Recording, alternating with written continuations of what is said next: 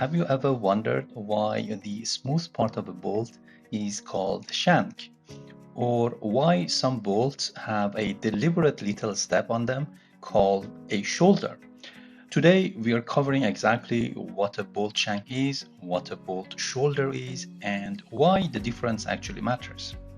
Then we solve another tolerance stack-up case, a shouldered bolt assembly worked out step by step from scratch.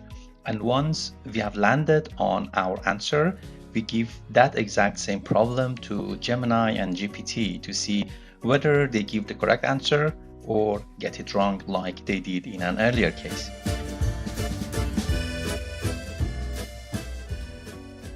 Here is what we cover in this episode. First, a quick real-world scenario to set up why any of this matters.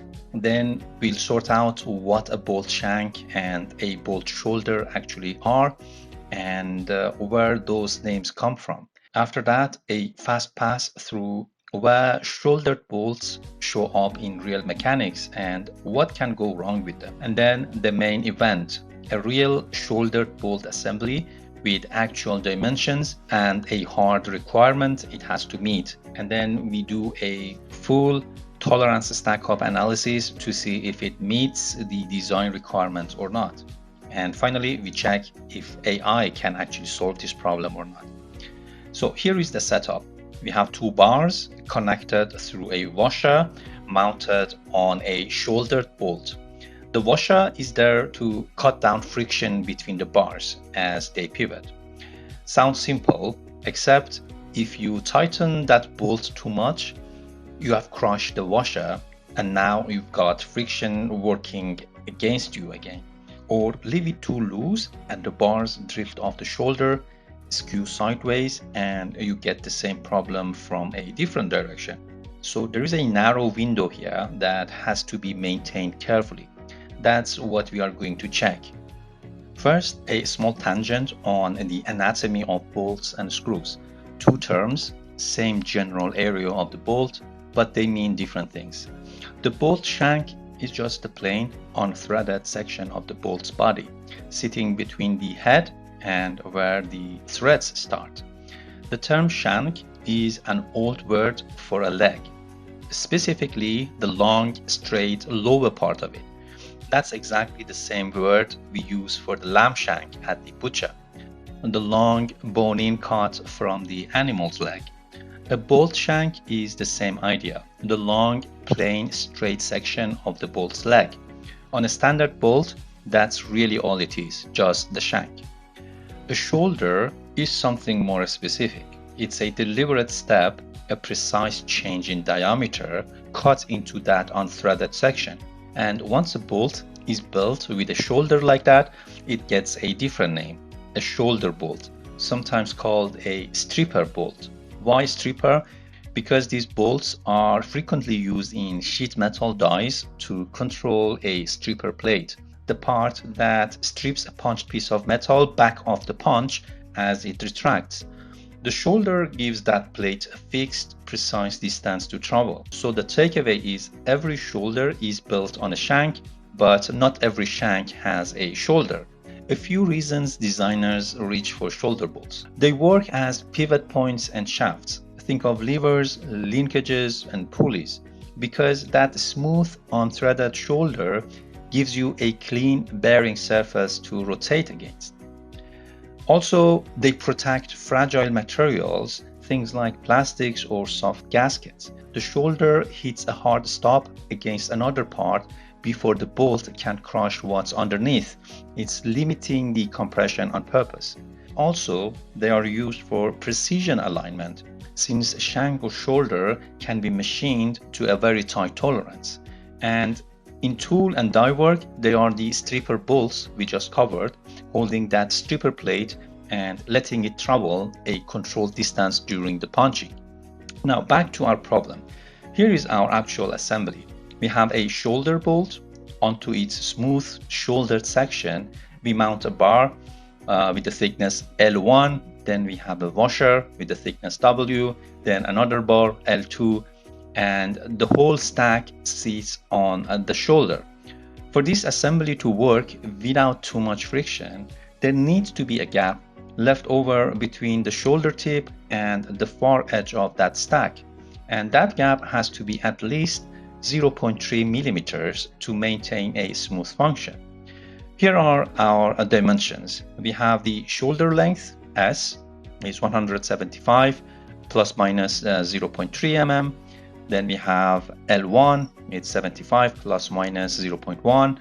Then W is 12 plus minus 0.5 mm. And then L2, which is 87.5 plus minus 0.1 mm.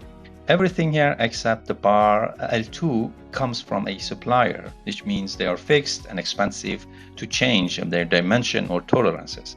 L2 is the part that is made in-house, so it's the one dimension that we are actually free to adjust. Now, our job is to check whether this design, as specified, guarantees that 0.3 mm minimum gap or not. And if it doesn't, we should fix it by adjusting L2, right? The width of the bar L2. Now, a quick refresher, since we covered this properly in an earlier episode. There are two main approaches to tolerance analysis. We have worst case method and statistical method. A statistical analysis looks at realistic probabilities, like how likely is it that every part actually lands at its extreme at once. But the worst case analysis doesn't care about likelihood at all. It asks a blunter question. If every dimension lands at its absolute worst point, all at the same time, would the design still survive? And that's the one we are using here, because when a gap requirement is this tight, we want the guarantee, not the odds and likelihoods of things going wrong. The worst case method isn't that complicated. We want to check the variation on some distance that isn't directly measured on the drawing. In this case, we are interested in the gap G. We mark one end as point A and the other end of the gap as point B. And then we trace a path between them made up of the dimensions in our assembly, S, L1, W, and L2. Each one should get a direction. If it runs in the same direction as A toward B, it's positive. If it runs the other way, it's negative. One thing to note when using this method is that every dimension needs to be in equal bilateral format, a single nominal value with a symmetric plus or minus tolerance. Ours in this case already are equal bilateral, so there is no conversion needed here.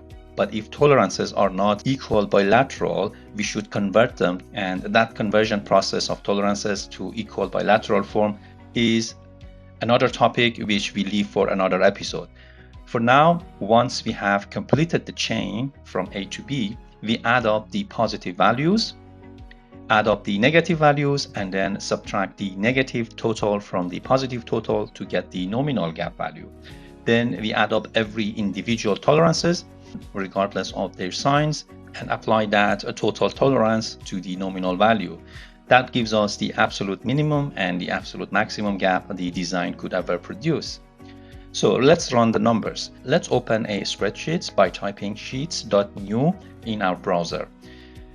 We make a column for positive dimensions.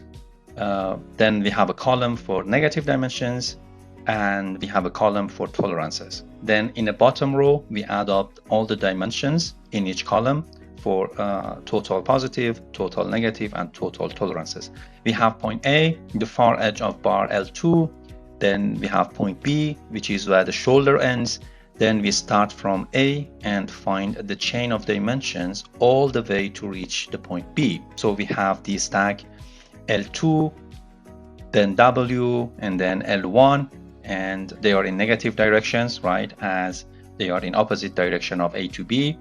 And so then we have the shoulder length, which is S, and in the chain, the direction changes. So this is the positive direction, and we end up at point B. Again, here note that absolute values of tolerances are used regardless of the sign plus or minus.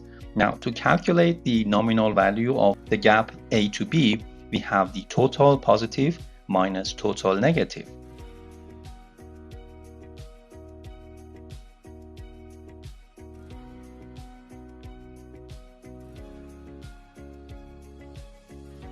and its tolerance or variation is given by the total tolerance we just got in the total row under the tolerances. So the real range for G is the nominal value 0.5 mm plus or minus 1 mm, and that puts the worst case minimum at nominal minus tolerance, which is minus 0.5, and the worst case maximum at nominal plus tolerance, which is 1.5 mm. So we have a minimum gap of minus 0.5 mm, which isn't actually a gap, it's a negative gap or actually an interference. The parts physically actually clashing into each other and fighting for the same space. So the verdict is that the given design fails the 0.3 mm minimum requirement for the gap, right? Because it's less than that and it's even negative gap. So as specified, the given design does not guarantee the function. In the worst case, it fails. How to fix this? We have got one lever to pull. The bar L2 is our in-house part, which we have the flexibility to change the dimension with not much cost. Remember, we need the worst case minimum gap to sit at 0.3 mm or above. We determined that with the specified design, with the given design, it lands at minus 0.5. So we need to adjust L2 until the minimum gap gets to 0.3 mm. What we can do, we play around with this L2 value, right? And reduce it a bit in our spreadsheet gradually until we see the worst case minimum gap lands on 0.3 mm, which technically meets the design requirement. So here we are. If we make the dimension L2 to be 86.7, we see that the required minimum gap requirement of 0.3 mm is satisfied and we are good to go. Now let's give the same problem to Gemini and GPT to see whether they can give the correct answer or not. I copy and paste the sketch here, right? Then give this prompt. This is an example of a shoulder bolt assembly, 2 bars L1, L2 and a washer W in between mounted on the bolt shank, and then a bolt is tightened against the shoulder of the bolt.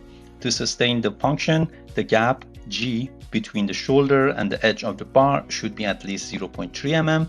Dimensions are given below. Check if the function is maintained. Only yes or no answer. The answer is no, which is correct. Then I prompted how to adjust L2 to satisfy the gap requirement. Only short answer, maximum 5 words. Here we go. It gives the correct L2 value to satisfy the design requirement. All is good. Now let's try the same prompt with GPT, and this also gives the correct answer. The original specified design doesn't meet the requirement. The answer is no. And then in the follow-up prompt, it gives the answer for required dimension on L2 in order to satisfy the design requirement. Thumbs up, both get it right this time. And that was it for this episode. See you in the next one.